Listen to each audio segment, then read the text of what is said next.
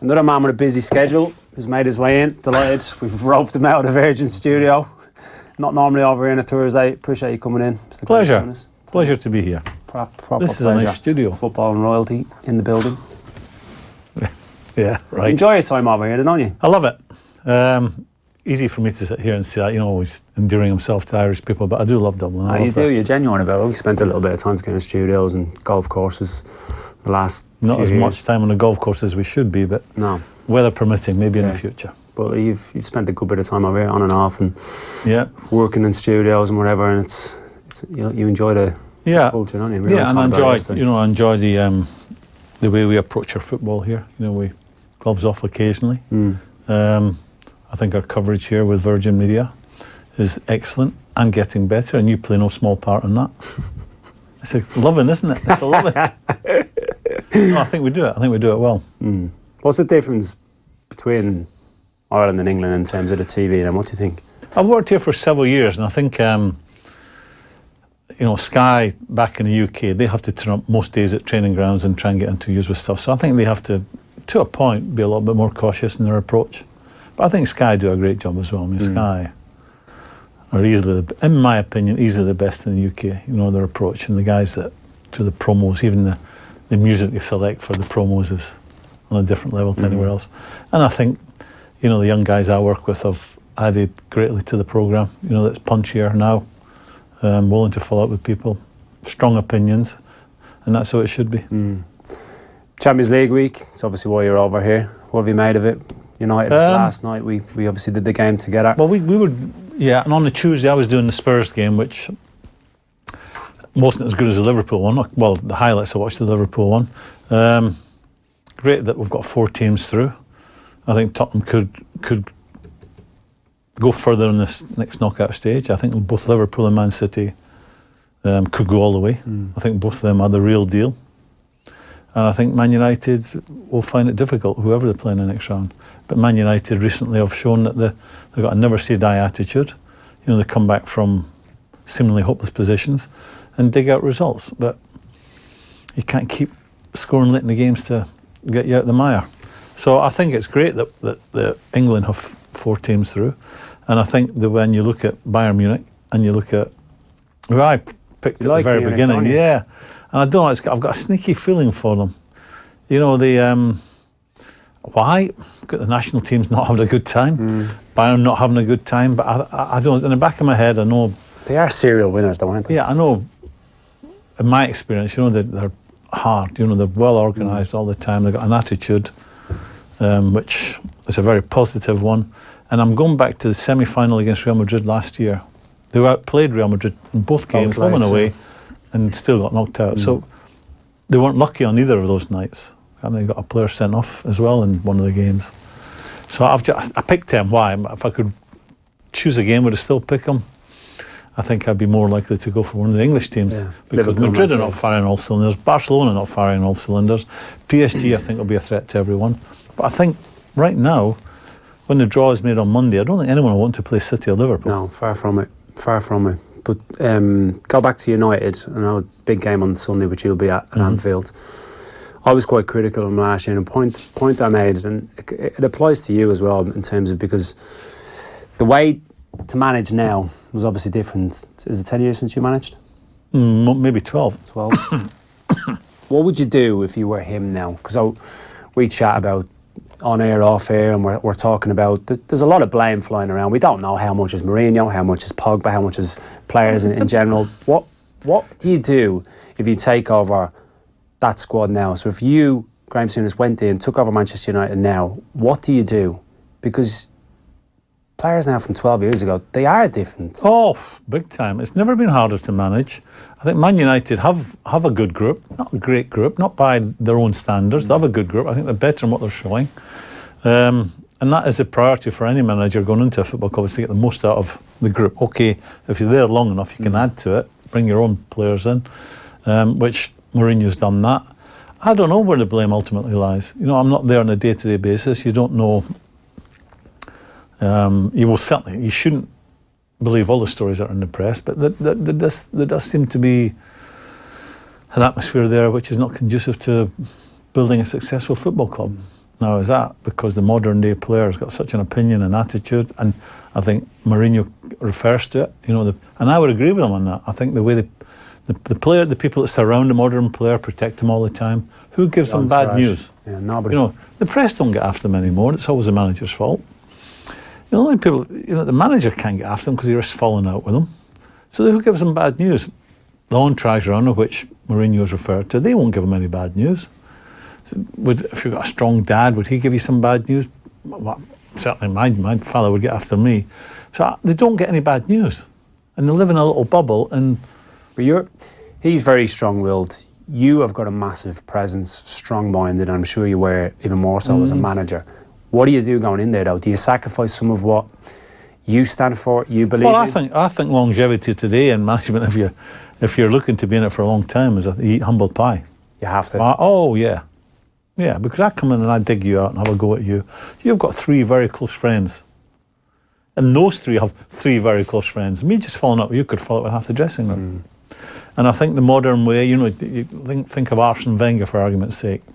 To a man, when he announced he was going, they came out, there was no dissenting voices. To a man, they came out, I've got to thank Arsene for the man I am today. I've got to thank Arsene for the footballer I am today. And in Arsene Wenger, I think, was there 22 years. I can only think of 2 players He fell out with. They felt that were critical of him when he left. One was Arshavin, another one was Podolski. Everyone else left there, and what a great guy. That is impossible. As far as I'm concerned, that is impossible for a manager to be like that. But then there's the argument to be made that he didn't push them hard. That's what I'm saying. I think it's impossible to manage and get the best out of a group of players unless you're pushing and pushing and pushing them to the point where you're nearly falling out with them, and you can't do that. I think you've got to push them to the line and back off. But if he was 22 years at a club, great 10 years, 10, 11 years, and then after that I thought it was a lot of averageness. And I think anyone who's at a club a long, long time, I think a lot of the time you're eating humble pie. At the big clubs anyway, because at a big club you've got big players, and big players are full of themselves. We know the game has changed drastically, even from when I started playing football. And I've been critical of our previous Irish manager in terms of I don't think he's given the players what they need. So we haven't got a supremely talented squad. We're obviously deficient in certain areas, so then I think you need to give players more detail. I read something the other day about your first week at Liverpool, just to highlight the changes in training was fairly basic, simple. Well, your first week. Yeah, my first week, I was transferred, and that is relevant. I was transferred for a record between 2 English clubs. So I turn up on a Monday, and it was walk around Melwood, the training ground, jog around Melwood, a few stretches, 5 aside, 6 aside, a few sprints to finish, then go home. That was the 4 days with a day off. West Brom, first game for me, away from home. 2:45, I'm in the dressing room, they're all there, Toshak, Emlyn Hughes, Clement, our goalkeeper, Tommy Smith, Ian Callahan, Steve Highway, that generation that were just coming to the end of their cycle when I arrived. And I'm looking around the dressing room, and Joe Fagan, who was, which I latterly found out, he was very, very clever, a real, football man. So I said to Joe, Joe, at 2:45, I said, Joe, I've been here a week and no one said anything to me. How's it you want me to play? So Joe always spoke in a very quiet, calculated way. So in a big booming voice, he told me to off, and we'll spend all this money on you, and you're asking me how to play football. That was the first and last time I ever asked a question. Because in those days, it was all about, we've bought you, we think you're a player, your responsibility. That's all. That's what it is. Deal with it. Was that common though? Because you were the best team then. Yeah. Now what I think Liverpool had at that time, and I like to think that when I became a senior player, I passed it on. Good habits, turning up on time, training properly. We certainly went out for a beer, maybe 2 times, but they would find out about that. Liverpool not being a big city, and would put it in training the next day. But I mean, it's all about responsibility, and I don't think that's the key word today. They would say to us, one of the most common things that I heard in my time at Liverpool, work it out for yourself, son. Work it out for yourself. And you end up, you think, is it that obvious? Am I that stupid? I'm not getting it? And you'd walk away and you'd be thinking about it. But they knew, but they were saying, you're the man, you deal with it. And then you had really good senior pros, and they pass that information down the line. And I don't know if the senior pros do that anymore. I think they turn when do you think that changed? I went to England in 1996, and obviously it wouldn't have been the type of scholarship apprenticeship Changed that before you that. had. Do you think it was Yeah. before then? Changed before you got there. Can you highlight it? When was it? Latter stages playing career at Liverpool? Was it? I was at Liverpool, left Liverpool in '84. I was away 7 years and I came back and it changed then. How did you notice it? I said to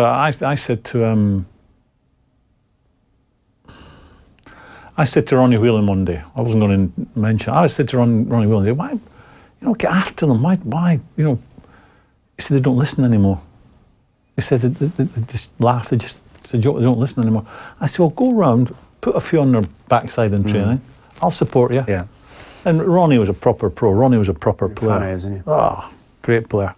And he said it's all changed. Everything's a joke today. They don't. And that's when I'd only been away 7 years, no 7 years. So that's 1990. So it was circa 90. Did it coincide with more money coming into the game? Yeah, I think so. And I don't. And then subsequently, the clubs I managed, I was lucky. I went to Blackburn. I had some really good pros: Gary Flitcroft, Craig Sharp, a few others. Great. They had old school traits in them, didn't they? Yeah, and the way it used to work, any issues with the players, as a manager, you wouldn't hear about it because they would deal with it. The really important ones, yeah, you'd eventually, but they would solve the problems before it became a problem for you, the manager. And I'm not sure if that's the case anymore. And I come back to the word responsibility, Keith. It's, it's your football club, you're part of it. Who impressed you then, managerial-wise now then, in a way where you mentioned about Wenger, the way that he did do things and he had longevity because he was a certain way, and again, last few years, I think we'd all... There's a lot of that not to admire as well, because I don't think finishing just in the Champions League position was enough for Arsenal. Arsenal, built their stadium to join the big guys in Europe. That's not happened. And I think he could have pushed the board for more money and had a right go. And that was a man that was used to being successful. I'm a season ticket holder at Bournemouth. I think Eddie Howe's done a great job. What do you like now? Is it style of play, the way he carries himself? Yeah, I think both of those things. Working with a small club, 11,000 people at their home games, stuck to his principles, which, as I said, I'm a season ticket holder, and I'm thinking, change it a wee bit, but because when you're trying to play the way that Man City play, Liverpool, I believe he's strong with the players, but still gets the best out of them. So he'd be the one that would be approaching that line without going over the line. Who else? I mean, you've got to say Jurgen Klopp's done a fabulous job. Pep Guardiola, but look at the squad he inherited. Pep's had some great jobs, hasn't he? Do you see within the game and within the way I would judge some managers would be on the length of time? I was quite critical of Mourinho last night at the time that he's been at the club and the lack of an identity, which we were talking about last night. But with Pep, you see the identity, and I agree that he has inherited a good squad. You're smirking. Just that stay on Man City, but the way he's improved players. Yeah, there's a lot of them. He gets the most out of it. See, he's got. And Klopp's approaching that as well. Crunch the time. way so people understand the way a football club works. It used to be, you're the manager, the agents would want to befriend the manager. Then they worked out that managers come and go, and let's get friendly with the chief executive because he'll be longer there. He'll be there longer than the manager. Then they went, wait a minute, the owner / chairman will be there longer than the chief executive. So what happens today? You fall out with a player. The player speaks to his agent. The agent goes, where in the past, the agent would go to the manager and say, look, my player's unhappy with you. They skip the manager and they go to the chief executive or they go to the owner if they've got his phone number. And all of a sudden, the manager's undermined. And that's the way it works today. It's never been more difficult for these players, these managers today. They're undermined at every opportunity. And if you've got a group of 30 players, for argument's sake, so say you've got 5 injured at any given time, so you've got 25. And then you can only start with 11. So you've got the guys on the bench. You'll have 4 or 5 very unhappy players most weeks. And they can't say anything if you're winning. And there can only be one team winning all the time. So it's very easy to manage a team, a group, not just 11, when you're winning. Because the ones who would cause you a problem can't cause you a problem because you're winning all the time. Get in, yeah. And this is where the management today is so difficult for these boys. What is it about Klopp then? We see him on the sideline. Do you like the way he carries himself? Oh, first of all, the way his team plays. I mean, you have to say, I don't know who's responsible, a committee or who has the final word, but the recruitment in the last has been sensational. And, you know, it doesn't matter how good a coach you are. Players are what it's all about. It's never been any different, never will be. And then you say, what's impressed me about Klopp? I think he comes across as a really passionate guy, which is a great fit for Liverpool Football Club. The football they're playing. And I think the way he comes across impressed with it. But again, I come back to it. When you're winning, everyone's a nice guy. You know, you start off, and this is how it works. You start off in management, and you want to be everyone's friend, and you're an open book. And then the walls, you lose a few games, and the walls start to close in. You start to be suspicious of people.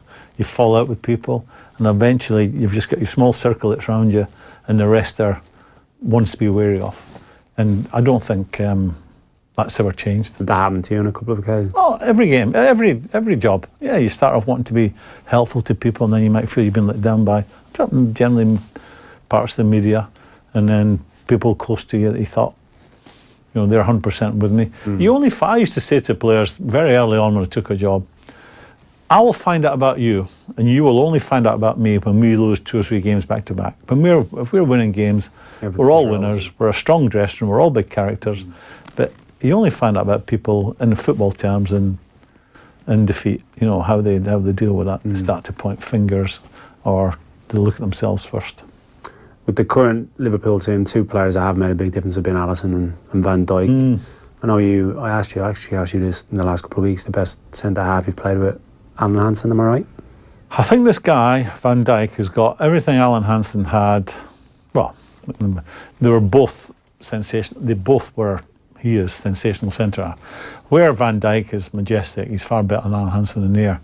I think Al would have better passing range. Maybe not. I mean, maybe not. But you got to remember what the pitches Alan Hansen was trying to thread balls through on were very different to the ones today. Fair comparisons in terms of quality of them? Yeah. You know, Alan Hansen looked like he jumped out of Marks and Spencer's window after we played in January on a muddy pitch. He never went to ground. We were talking about Phil Jones last night, going to ground too much. Constantly. Alan Hansen, we had a great part. Mark Lawrence and Alan Hansen. After 10 minutes on a muddy pitch in January, Laurel was covered in mud.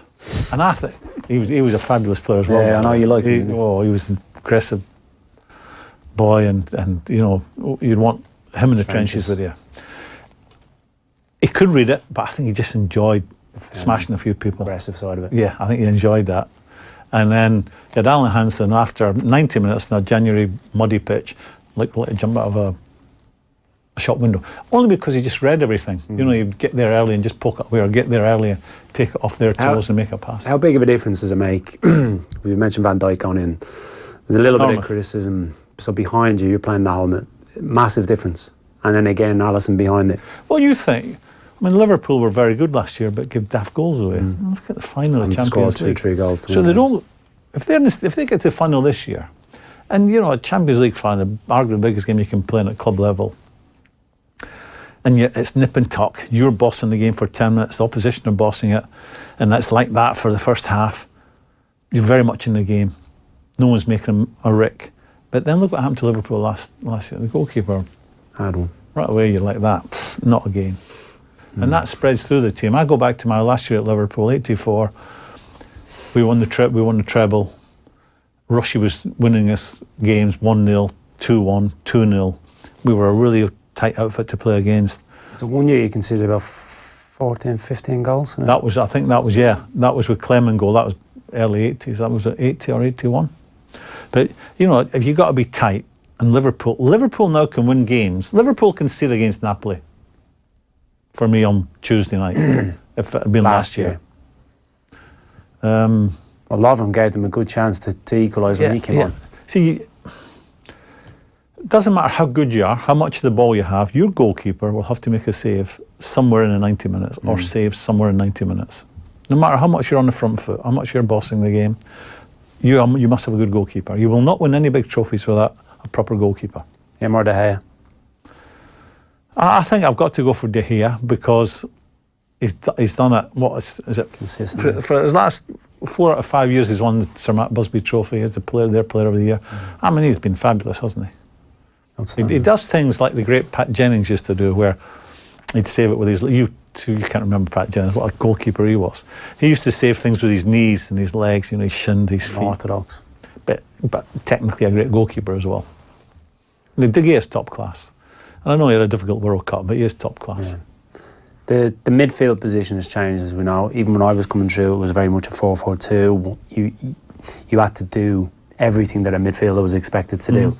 Whereas now they're pigeonholed into Holland. I know it's a bugbear. It's even a bugbear of mine. So I don't think it's you showing your age. I totally agree with you about it. The game's never changed. Right, the modern game, and we're guilty of it, we rattle off these stats. The modern midfield player today, his stats would suggest that he never gives the ball away. But he's passed the ball 10 yards square in his own half when another team have retreated into their half.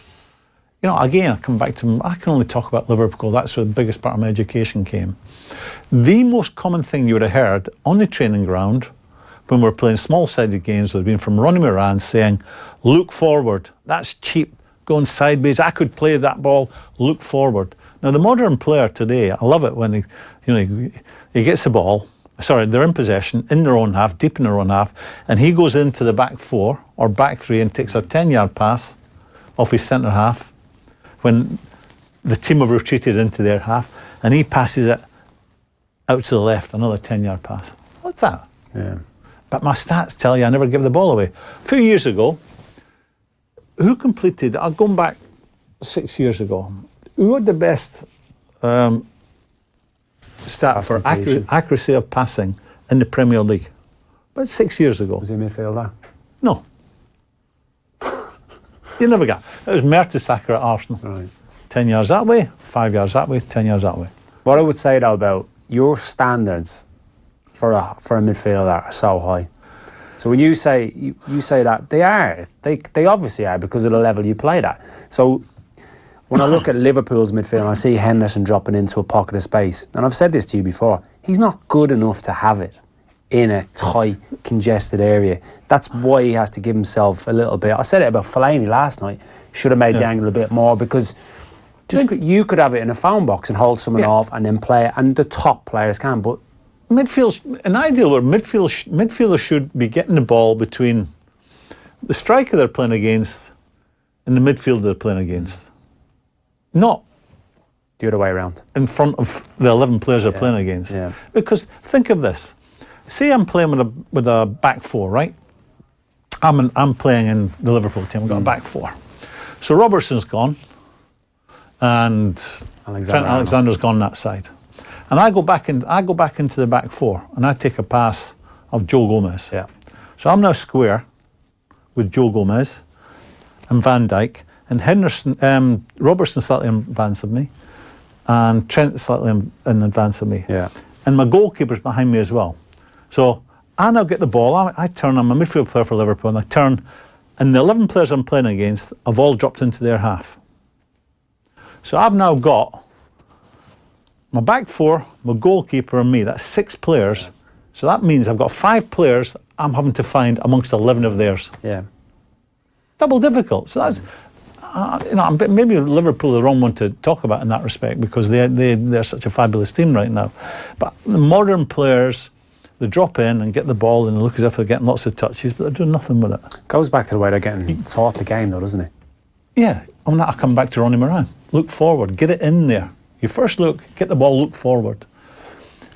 If the last position you want, in a poor team today, the last place you want to play is a centre forward. I've got sympathy with Lukaku. Because they never touch it. Because you've got to look at the midfield. A centre forward wants the ball quick and he wants it accurately. He wants to see a midfield player get it out of his feet and hit him right away. He doesn't want the ball played into him, touch, and then attempt to pass. Because the opportunity for him to get free and get a shot at goal is gone. So staying on that midfield position then, if you were, where would you play if it was a midfield three? Graeme Souness, would you be the six, the holder? Yeah. In today's game? Yeah, you see, we talk about the modern game. My position would be no different. I'd be a holding midfield player. If you listen to the people talk about the modern game, attacking fullbacks are a new thing. Well, I played in three European Cup finals, and Alan Kennedy scored in one in open play, and Phil Neal scores in another one in open play. So what people could never work out when they played against Liverpool is that we always had extra men in midfield, and we had our two fullbacks. When I got the ball, as we were talking about, our two fullbacks were in front of me. They're always in front of me. Yeah. So people couldn't work out why we kept the ball so well, and why we had more of the ball than whoever we played against generally. Well, but if they went wingers rolled in? Yeah, and then the wider men, Jimmy Case, Sammy would be pushed on, or Ray Kennedy would be pushed on the other side, or Ronnie, when he first got in the team, would be pushed on. We always had more bodies in there, and we kept the ball better. We knew the game hasn't really changed. Trying to reinvent the wheel? But with some of the coaches. I love the terminology. Yeah, Bob Paisley I can remember him saying, yeah, what's that leading the line mean? And what's a blindside run? And you have to chuckle. So, you know, that terminology was sneaking into the game when he was managing. And what he'd make of the gobbledygook today with technical cages and high presses and low presses and, don't get me started. But they do need more instructions now. So your era, the players and you were getting it from the side and work it out all along. Now, they can't work it out. I think the top players can, because it's not an issue for them, because they're on a different level. Correct. But the vast majority of even Premier League players, you mentioned Eddie Howe, I think his players need massive detail, and the reason they are so effective is because of him. I look back at my career when I was managing stroke coaching. I made a very obvious mistake. I never went on a coaching course. And I, like most players who played at a decent level, if you go into coaching, why is he not getting it? Why am I having to tell him all the time? And you get frustrated by that. And then I went on a coaching course when I was finished with it. I thought, I'll go on this coaching, see if I'm and I went on it. And the only thing I took away from a coaching course was, the only thing, vital thing, what we're talking about, revisit. What that basically means is, tell them every day if you have to. Twice a day if you have to, 10 times a day if you have to. But you know, I come back to the very first story we told at Liverpool, work it out for yourself, son. You think that players can do that, but a lot of players unfortunately can't. If you had to play in a three-man midfield currently in the Premier League, what two would you like in there with you? I think I know one. I'd have De Bruyne. Oh, would you? Yeah. So would you be the sitter in two, or would you have... I would sit De Bruyne on my left-hand side. I just don't play. I mean, what are we classing Hazard as a midfield player? No. David Silva. There you go for him. I mean, the boys, you just... Get on with it. Yeah. Special players. And whereas maybe just an opening for Liverpool right now. Both of them are injured. Both of them out. What do you think Sunday and Liverpool United? Well, current form obviously points to Liverpool. Going back to when I was playing, and I hate saying that, but I can't think of when I'm on the telly when I was a player, I know people go, but I can only make this comparison that when I played, we were the better team, and United weren't anywhere near us. Maybe that's wrong, but they weren't winning things. Still had top players, but they weren't winning things, and we never ever had an easy game against them. They would push us all the way. Because of the rivalry? Because of the historical rivalry. And I expect the same. Liverpool, you got a fancy at home, playing really well. A few defensive issues as well, though, in Liverpool. Matip out now as well. Obviously, Gomez out, Alexander-Arnold. So they'll have to play Lovren then? Probably. But I think you're fancying Liverpool if you're sitting here. See, United are, just briefly, and we touched on it last night, Jose doesn't know his best 11. 2.5 years into the job. It's not alarming though, considering he's either signed a lot of them, decided to keep them, giving them new contracts?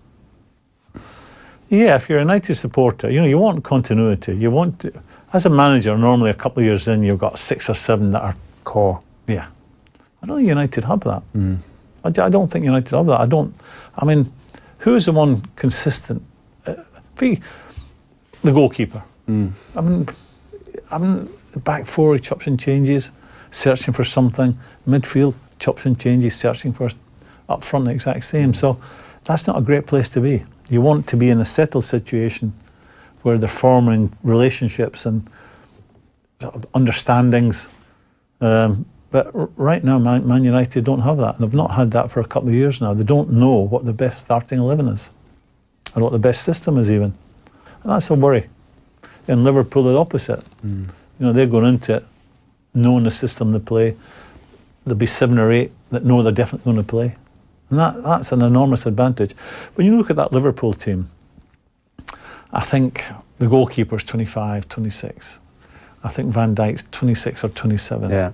And then the rest are just boys. Yeah. They could, barring injury, and if Van Dijk stays, decade together, 10 years together, what a position they're in. Especially with that front three as well. It's a bit like Wenger getting an Arsenal job, the best back 5 in Europe at the time. Dixon, Winterburn, was it Adams and Bold, Winterburn, yeah. and Seaman behind them. Best back 5. And on that's the foundation then. And Liverpool right now are looking like the real deal, I think. You surprised they've kept pace with Man City? No. People were saying because Salah wasn't getting these goals. He got 44 goals last year. He won't. I don't see him getting 44 again this year, but I think he'll get in his 30s. And that's still a phenomenal season.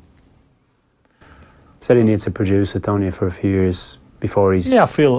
When you're talking about Dalglish or the Rush, greats. yeah, you got to be doing it for a decade, haven't you? Where could Liverpool go? You're always.